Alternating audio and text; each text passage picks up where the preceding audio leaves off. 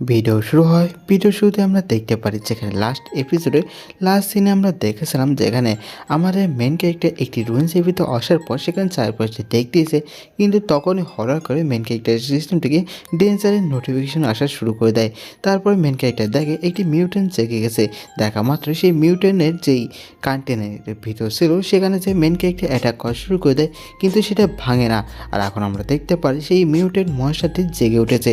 সে ওঠার সাথে সাথে কন্টেনের পর অনেক স্পিডের সঙ্গে বারেবার অ্যাটাক করার সাথে সাথে সেখানে ভাঙা শুরু করে দেয়। এটা দেখার সাথে সাথে মেন ক্যারেক্টার বলে যে দেখে মনে হচ্ছে এই কন্টেনারটি শুধুমাত্র ভিতর থেকেই ভাঙা সম্ভব। তারপরে সেই কন্টেনারটি সেই মনস্টারটি ভেঙে ফেলানোর পরে মেন ক্যারেক্টারের পর অ্যাটাক করার জন্য চলে আসে। এটা দেখে মেন ক্যারেক্টার বলে যে তুমি শুধুমাত্র কন্টেনার ভাঙার সাথে সাথে আমার পরে এখনই অ্যাটাক করার চেষ্টা করতেছো, হ্যাঁ? তারপর সেই প্রচণ্ড স্পিডের সঙ্গে মেন ক্যারেক্টার বা অ্যাটাকটি করে দেয়। তারপর মেন ক্যারেক্টার দেখে পুরাই কনফিউজ, হ্যাঁ, কারণ যে মনস্টারটি দেখতেই পাচ্ছ যা সাইজ, সে মেন ক্যারেক্টার লেজে কামড়ে রয়ে যাচ্ছে। তারপর মেন ক্যারেক্টার অনেক স্পিডের সঙ্গে তাকে দূরে ছিটকে ফেলে দেয়। তারপর সেই মনস্টারটি একটার পর একটা কন্টেনারে গুঁতো খেয়ে সেখানে ডেড হয়ে যায়। মেন ক্যারেক্টার তাকে দেখে বলে যে সত্যি কোনো ইয়াংদের কোনো মূল্য নেই, তোমাকে দেখে একটা বোঝা আছে। তারপর মেন ক্যারেক্টার তার কাছে যাওয়ার পর তাকে ধরে তাকে সেখানে খেয়ে নেয়। আর তার সাথে সাথে মেন ক্যারেক্টার সিস্টেম থেকে নোটিফিকেশন আসে, আপনি একটি মিউটেড প্রাণাকে খেয়েছেন, এই কারণে আপনাকে টোটাল 70,000 এক্সপিরিয়েন্স পয়েন্ট দেওয়া হচ্ছে। তারপরে মেন ক্যারেক্টার খাওয়ার সময় বলে ওয়াও সেই স্বাদ, কিন্তু তখনই হঠাৎ করে একটি আওয়াজ আসে। মেন ক্যারেক্টার দেখে যে আরেকটি কন্টেনার ভাঙতেছে। এটা দেখে মেন ক্যারেক্টার অবাক হয়ে বলে যে এই কন্টেনার তো বাইরে থেকে ভাঙার কথা না, তা ভাঙতেছে কী করে, হ্যাঁ? নাকি সেই প্যানার যে পিঠে থাকে সেই কাটার জন্য ভাঙতেছে নাকি? তখন এই সিস্টেম স্পিড মেন ক্যারেক্টারকে বলে যে তোমার হাতের নখে যে স্কিলটি সেটির কাছেও সেই প্যানের নখটি পড়েও না, এই কারণে তো ভাঙতেছে না। তখন এই কথা শুনে মেন ক্যারেক্টার বলে তাহলে কি সেই বলটার কারণে, হ্যাঁ? কিন্তু না, কারণ সেই বলটা তো ড্র্যাগন মাউন্টেন এখন। তখন সিস্টেম স্পিড মেন ক্যারেক্টারকে বলে যে এটি কি হতে পারে যে এটি তোমার কারণে? তখন এই কথা সে মেন ক্যারেক্টার বলে আমার কারণে? যে এরকমও কি হতে পারে যে তারা ফিল করতেছে যে তাদের মতন কাউকে এই কথা ফিল করে তারা জেগে উঠতেছে, হ্যাঁ? আমি বুঝতেছি না, এরকম কিছু একটা হতেও পারে আবার নাও হতে পারে। আর যদি এটা আমার জন্যই হয় তাহলে তারপরে মেন ক্যারেক্টার বলে তাহলে সবার আগে আমাকে এখান থেকে বের হতে হবে। এই কথা বলে মেন ক্যারেক্টার টেলিপোর্টেশন অ্যাক্টিভেট করে দেয়। অ্যাক্টিভেট করে হোয়ালং রিভারে টেলিপোর্ট হয়ে চলে আসার সাথে সাথে মেন ক্যারেক্টার বলে সত্যি এই রুইন্সটা একটু বেশি স্পেশাল, কারণ এটি পানির নিচে তো আসেই, আরও এই এরিয়ারও নিচে। যদি এটি খুঁজে পাওয়া এত বেশিও সোজা হবে না। কিন্তু তখনই হঠাৎ করে মেন ক্যারেক্টার কিছু আওয়াজ পায় যেখানে বলছে এখানে পানির স্তর অনেক বেশি, ও গাছপালা তো অনেক বেশি বেড়ে গেছে, ও এখানে তো কই মাছটা অনেক বেশি বড়। তখনই আমরা দেখতে পারি বাইরে একটি লোক আর একটি বাচ্চা, যেখানে সেই লোকটি বলতেছে সত্যি এখানের যে স্পিরিচুয়াল এনার্জি সেটা অনেক বেশি পাওয়ারফুল, আমার ড্র্যাগন কিংকে প্রে করা পূর্ণতা পেয়েছে। তখন নিচে থাকা সেই বাচ্চাটি বলে যে এরকম কি হতে পারে যে ড্র্যাগন কিংয়ের কারণে এরকম কিছু হতেছে, হ্যাঁ?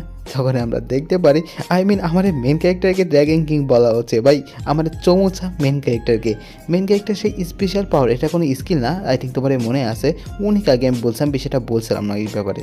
তো মেন ক্যারেক্টারের প্যাসিভ অ্যাবিলিটি, যেখানে সেই অ্যাবিলিটির কারণে মেন ক্যারেক্টারের আশেপাশে গাছপালা অনেক বেশি বৃদ্ধি হবে, পরিবেশ অনেক ভালো হয়ে যাবে, আর সেখানকার লাকও অনেক বেশি বেড়ে যাবে। তাই মেন ক্যারেক্টারকে ড্র্যাগন কিং বলা হতো সেই হিসাবে। তাই মেন ক্যারেক্টার এই কথা ভাবতেছে, তখন সিস্টেম স্পিডও হাসতে বলে ওয়াও আমার ড্র্যাগন কিং সত্যি অনেক ভালো কাজ করতেছে। মেন ক্যারেক্টার এই কথা ভাবতেছে হা আমি ড্র্যাগন কিং।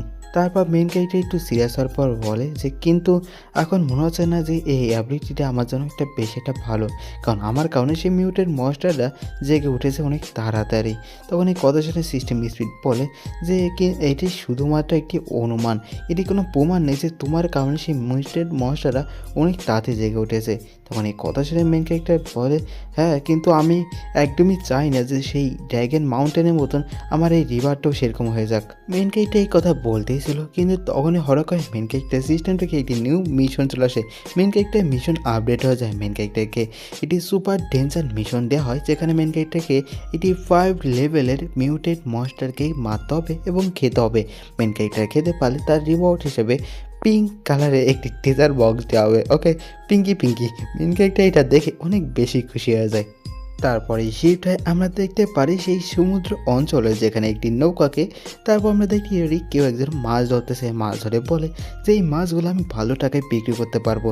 আর ভাই এদের দেখে মনে হচ্ছে এরাই তারা যারা মেন ক্যারেক্টারকে ড্র্যাগন কিং বলতেছিল। আমি শিওর তো না, দেখে সেরকমই লাগতেছে।